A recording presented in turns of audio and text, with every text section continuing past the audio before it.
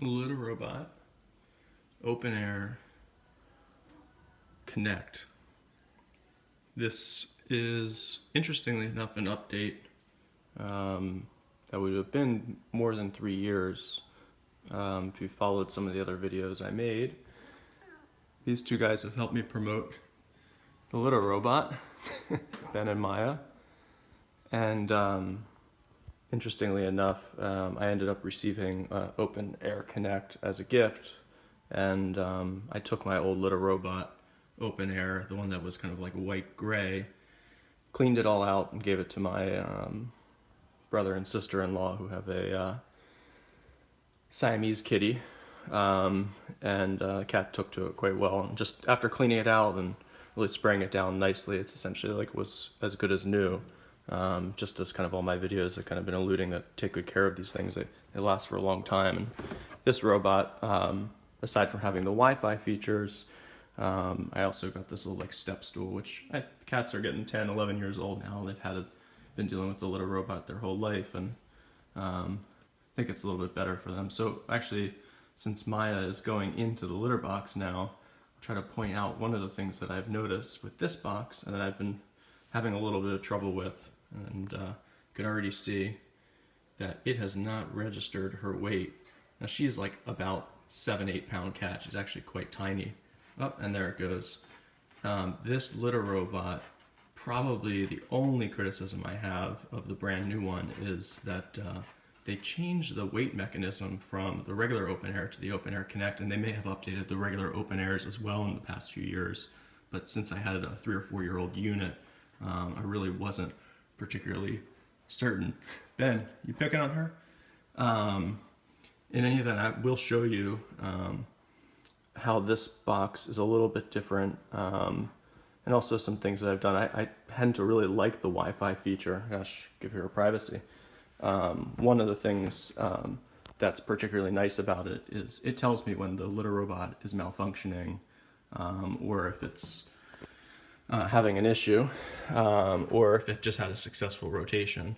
So while she's in there kind of using it, the stair you just kind of like lift off, and that can be vacuumed out real nice and easily. And if you don't drop it, doesn't sound like a mess. And the bag underneath, all the same as the older unit. I find actually kind of wrapping, not using the back clips, but instead wrapping a bag around the back has been a lot better, and then just using the front. That way any litter kind of hits here, it tends to not get into the bottom of the basket. With the charcoal filters, you can buy your own kind of cutout and replace them as you wish. And gosh, I'm gonna be able to see in here. Not so easy. Let me turn on a little headlamp in here. I think it'll make... Kitty, you making a mess? Seems so. She's showing off how messy she can be. Well, this is inside the unit, and that's the weight. It's actually like a push-down spring foot.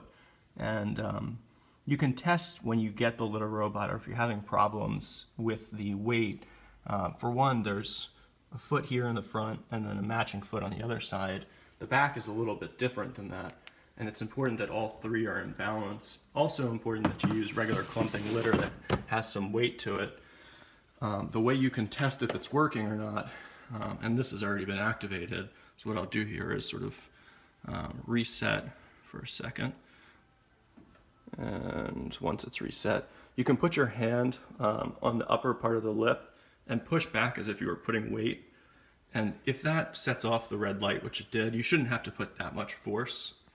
It tells you that you have the Little Robot pretty well balanced.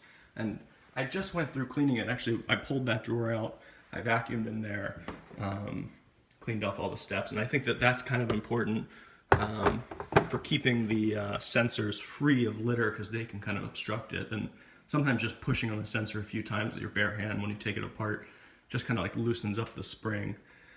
There is a place underneath the Little Robot back here where I keep the backup battery. I started doing that because if the power goes out in the house, it's real easy to just buy on like Amazon, hook up the type of battery that you need.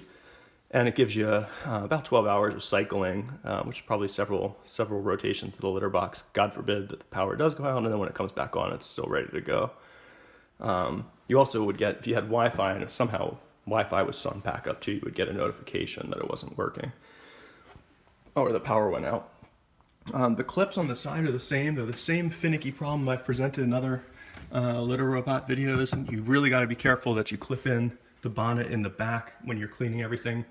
When you reset the bonnet, it should be nice and like even here, and just have to be very particular about how you set it up. Overall, I'm extremely happy with the Litter Robot Connect. I'm happier than I was with the other one, although the other one worked perfectly fine as well for me. I think if you wanted to spend a few extra bucks and get those other features, it's a little bit of peace of mind to know that the Litter Robot is working. The plug is in the exact same place in the back, which is like all the way on the back side of this. It runs on its own little 12-volt adapter. And that's why, obviously, the backup battery works with a 12-volt battery as well. Yeah, I think overall, I'm happy to entertain questions. This one also came with kind of that lip guard, keep a little bit of litter out, but as you could see when Maya kind of jumped out, she just threw litter everywhere. And I've also like picked up kind of one of these litter catching mats over the years. And then keep, again, as usual, just for a reminder, I keep my Tidy Cat, it's got to be a nice heavy clumping litter. That way it adds the weight for the sensor. And you keep a little Chinese food container. That's the easiest way to refill this thing, is kind of just put in as much as needed. You really shouldn't fill, I've talked to Litter Robot several times on the phone, should not fill beyond the line that's in there. It can put too much weight and force on the rotation and eventually wear out the motor. I've had the original Litter Robot 2 for, I don't know, 6-7 years before I had the open air, and then I had that for about 2.5-3 years, and now I have this Connect. And the only thing that's finicky about this particular unit is that back weight. Otherwise, they've actually cleaned up a lot of the functions. They've made it a lot quieter. The rotation is markedly quieter than the old ones. And overall, I'm just happy. I'm happy to entertain questions. And sorry for the delay between the old video and the new one. I also apologize that you don't get to see the old Litter Robot. It's now up at my brother's house, but like I said, it's kind of living a new life. I gave them one, the link to all these YouTube videos so that they wouldn't be bored by me, but two, I just gave them a little tutorial just like we're doing. And I think if you sort of know the little ups and downs of the Litter Robot, you won't be scooping litter for a very long time, and maybe that $450 investment doesn't look quite as bad anymore if it lasts you for all those years. I certainly know my wife loves it for the same reason. It makes taking out the litter pretty nice. We have to change the bag for 2 cats, I would say once every 5-6 days. The other thing that was different in all my other videos, I used to mention how the litter used to drop too far on the left-hand side. They've actually changed the rotation positions on the new bot, and it does tend to fall a little more evenly because they allow the rotation to go all the way around, a little bit beyond, obviously, just the dumping point. And so some of the litter tends to fall more on the right-hand side, which is nice. It doesn't give you a fill warning sooner than it's necessary. Anyhow, long enough video now. We'll take a break. This unit now is about 6-9 months old. I got it maybe around February or March of this past year, and it's doing great. You can see it's a little bit dirty on the inside, and I think every 5-6 months I would recommend kind of emptying it out and spraying it down. I think that's the right thing to do. It doesn't smell, but even still, it's still I think better to clean it up. In fact, it's right in the main doorway from my garage, right next to it, right in my living room, and my neighbors, my family and friends, they all walk in and they say, it smells like fall in here, because we have those little pine cones, and no one really smells the litter box, and then they look at it and they ask what the Death Star is in the corner. So doesn't really pose a smell problem except for right when they poop. So